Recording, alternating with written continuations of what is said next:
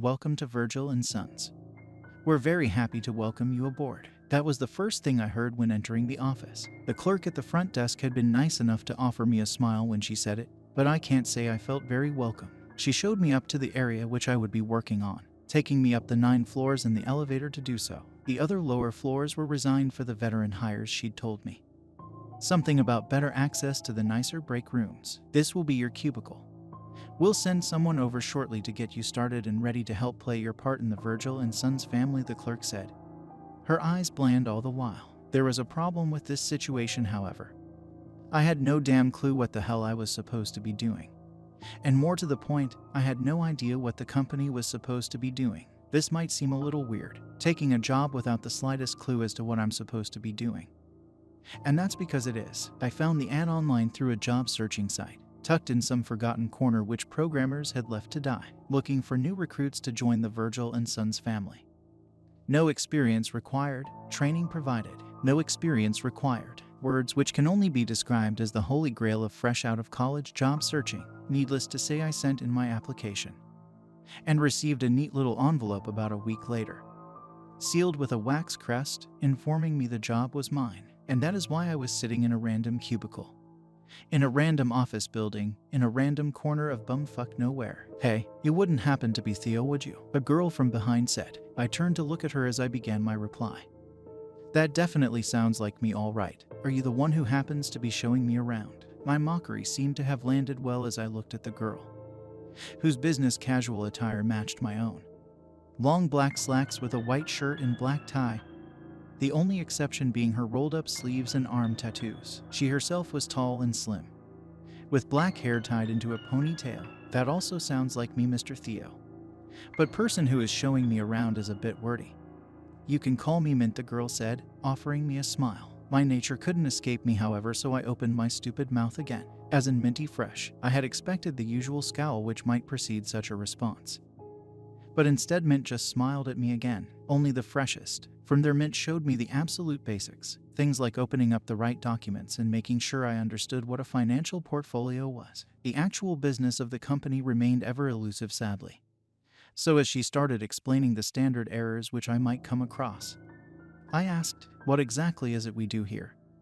Mint, the sarcasm had left my voice with this response, making way for curiosity to take its place. That's a simple question with a very complicated answer.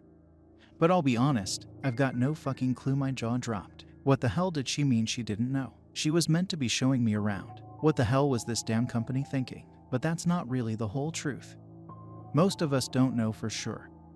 But we've noticed management tends not to like certain things, so we try and keep busy. Mint looked a little uncomfortable saying it, but her confidence hid it well enough, so I should just look busy, pretty much.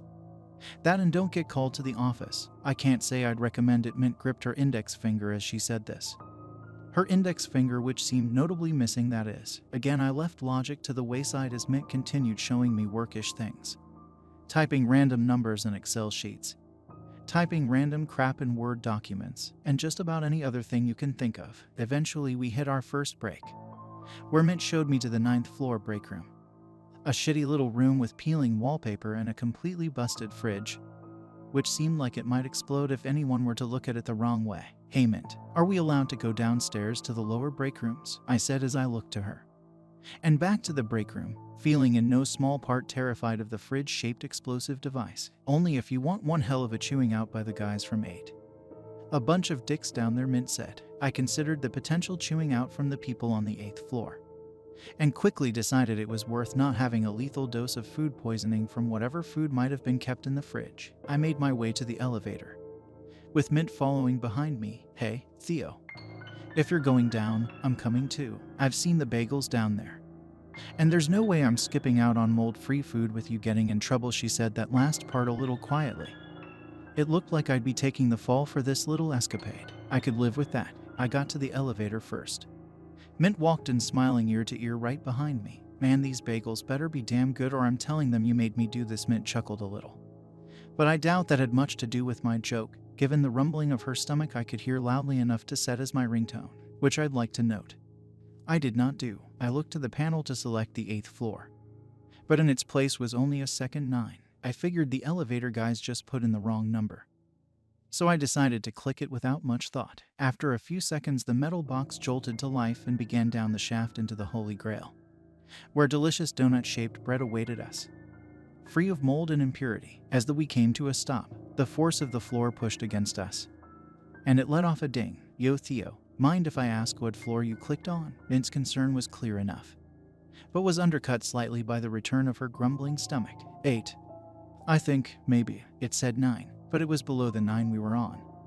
So probably 8, maybe. Needless to say, I was a little confused. Theo, look at the doors, you idiot. Her concern had faded, replaced instead by the kind of disappointment I get from my mother. I think Mint sighed at that point as well.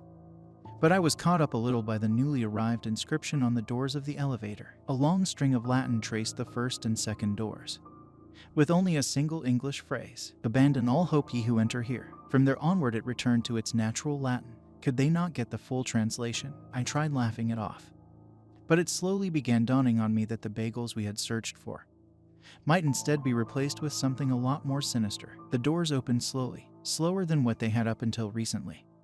I hoped that the repair guys were just a little on the lazy side, but the odds seemed a little thin. Mint and I walked outside, still in the realm of disbelief where neither wanted to be the first to admit to being scared. Hey Mint, quick question. Do we have coworkers on the 9th floor? I asked this a little quietly, the reason for this being the suited man sitting in a cubicle identical to mine, including the photo of a fork I had placed there. I'm gonna be honest, Theo, Mint began. That's not a good sign, I interrupted. I've never seen that guy in my life, and frankly, that photo probably isn't a good sign. Her voice remained stalwart, however, but I was beginning to suspect this was due almost entirely to her waning hopes at an unspoiled bagel. I, on the other hand, was slowly noticing the similarities between this floor and the 9th floor, by which I mean the fact that it was absolutely identical. Hey Mint, quick question. The 8th floor wouldn't happen to be identical to the 9th, would it? I was hopeful in asking, but Mint's response was not a good sign. I'm gonna be honest with you, Theo, she began. No need, Mint. No need, I sighed. At that point, both Mint and I turned around quickly, looking to the elevator. Before we could make our move, however, the man crested the corner of his cubicle to meet us. He stood about 6 feet, with slicked black hair, and his outfit much more flashy than either mine or Mint's, probably tailored the rich bastard. Excuse me, you two. You wouldn't happen to be the new guy and his escort, would you? The man asked, normally enough to be comforting. That does sound like us. But more importantly, who are you, and why do you have a photo of a fork? Mint said. The man was slightly taken aback, not expecting to be questioned. Oh my, of course. I'm one of the associates at Virgil and Sons, but after a few screw-ups I was assigned to Limbo, the man said, shame-lacing his words. Both Mint and I looked at each other for a brief second, Mint raising an eyebrow at the remark. Limbo, I questioned. Mint elbowed me in the gut at that. I thought about returning one, but my better nature prevented it. Oh, of course, you wouldn't know about that just yet, being new here. Feel free to head to the break room and I'll be happy to tell you all about it, the suited man said. Again, Mint and I looked at each other, myself raising an eyebrow this time. Sounds good, mister. Mint began. Oh, again, so sorry about that, but you know how it is with us demons. Names are a bit of a hot topic, but I'll make an exception for the new guy. The name's Alkath. At that I felt my knees give out just a little, but was able to catch myself to keep from causing a scene in front of my demonic co-worker. Mint didn't seem shaken, of course, her smile ever present, her rolled up sleeves ever rolled up, I guess. Thanks a bunch, Alkath. We'll be in the break room waiting, Mint said, extending her hand to shake his. Alkath shot out his to meet hers. He smiled wide as he did, revealing his alarmingly sharp teeth. Sounds good to me. I'll just finish up this soul transfer to the Human Resources Management Department and I'll be with you, Alkath said as he and Mint let go of each other's hands. Alkath walked back to his desk at that, leaving Mint and I to make our way to the break room. The disturbingly familiar path was marred somewhat by the many employees who now occupied the once empty cubicles. The break room itself was equally unpleasant on this floor. Peeling wallpaper and demonic fridge ever present. In reality, the fridge already looked demonic enough, so the leap to being actually demonic was not a large one. Mint and I took a seat on the green break room couch, leaving a single space between us. So Mint, quick question, I said. No fucking clue, Theo. No fucking clue, Mint replied. Her eyes by this point were wide, and the reality began to dawn on us quite suddenly. Was Alkath really a demon? Wait. A demon? These people could be actual, honest to God. Or maybe Satan, I guess. Demons. It was then that my own eyes widened to match Mint's. As the two of us sat in stunned and eerie silence, what interrupted our stunned silence was the deafening phone call coming from about where Alcath's desk should have been. The ringing was loud enough to pierce my ears.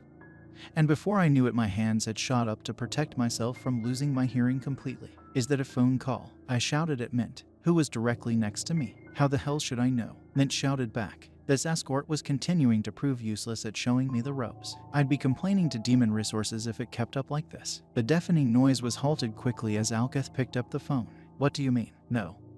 That's just not fair, they're human. Why the hell did management hire them? What followed was a string of curses, which for the sake of the faint of heart, I won't transcribe, but suffice to say, Mint and I were getting the hell out of Dodge. I jumped to my feet from the sofa and pulled Mint up behind me, both of us making our way toward the elevator which we had entered through. As we did, the blank stares of our coworkers burned the back of my head. Quite literally, a few hushed whispers echoed as we walked by, mostly along the lines of should we stop them and the like. For the most part, the problems only began as we got to my, or Alcath's, cubicle. I slowed my pace as I began nearing it, my steps slowing to a crawl. I rounded the corner to see into it, but Alcath was notably absent. I say absent, but it was less him that was absent, and more his chest cavity. I retched immediately. The calm air shattered in an instant. Mint's smile left her as she began puking her guts out as well. I stepped back a few times, falling over my own feet and sprawling to the floor. I looked into the cubicle again, blood pooling at my feet. I threw up again. I tried getting to my feet, but my legs had betrayed me.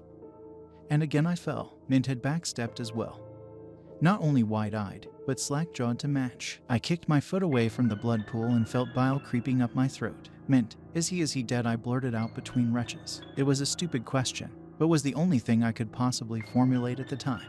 No, he's not, Mint stated. My heart skipped a beat as I pulled myself to my feet as best I could, stumbling and shambling my way upwards. My first thoughts were for escape. Mint would find her own way out right. The only problem to my admittedly selfish escape was the grunting and moaning from behind the cubicle's walls. The walls themselves protected my psyche from his view, but he was rising from his seat. The creaking floorboards told me that much. Above the low cubicle walls, I caught my first glimpse of his head, accompanied by a grunt from the deadish Alcath. By that point, I had no desire for the rest of him to come into view, so moved escape up my priority list from first through fifth. I began leaning forward to convince my body to move in the direction of the elevator and, more importantly, an Alcath-free zone. Mint was still letting her lunch out onto the floor. I hadn't wanted to leave her, but in that moment my safety was the only thing which occupied my mind. With that in mind, I passed her on the floor as I made my way past the outer edges of the cubicle, coming into view of Alcath's alarmingly mobile body. Theo, was it? I know you're a human, so this is a little awkward, but I'd really kill for a spare heart if you've got one. Yeah, no. I do not, I said, stopping, slightly confused, dead in my tracks. Hey Theo, were you just about to leave me? Because it looked a lot like you were about to leave me, Mint said, wiping the vomit from her lips. That doesn't sound like something I would do, I lied. You were definitely gonna leave her, man, Alcath said, making me want to remove more than just his heart. Alcath sat back down in his chair, looking at me with a certain disappointment that I was probably deserving of. From there, Mint pulled herself from the floor. Her eyes still remained on Alcath, surveilling him. Her hand, however, remained on her stomach. The situation calmed itself from there. We both sat in Alcath's cubicle. Some of his particularly apologetic friends even brought in some spare chairs for us. We all calmed our collective nerves for a moment before the demon began. So sorry about that, you two. Management wasn't too happy about me offering to show you two what's what regarding the whole purgatory deal, he said, hands gesturing with a certain disdain toward his management. But I got a few concessions to tell you the basics. It did cost me an arm and a leg though, so you better be grateful, Alcath said, before looking to his chest. Maybe a heart and lungs would have been a tad more accurate, he corrected. Mint and I once again looked at each other, our faces a little more gaunt this time round, on account of having left whatever food our stomachs had before break on the floor. But the calm air had returned, so if you'd like to begin. We can speak over bagels, Alcath said. Mint's smile returned then in force. Her dream of bagels would be met, and it only cost long-standing trauma and a trip to purgatory. The explanation made the bagels seem a little lacking, sadly, and I'll be honest with you. I think I should have taken the moldy bread upstairs.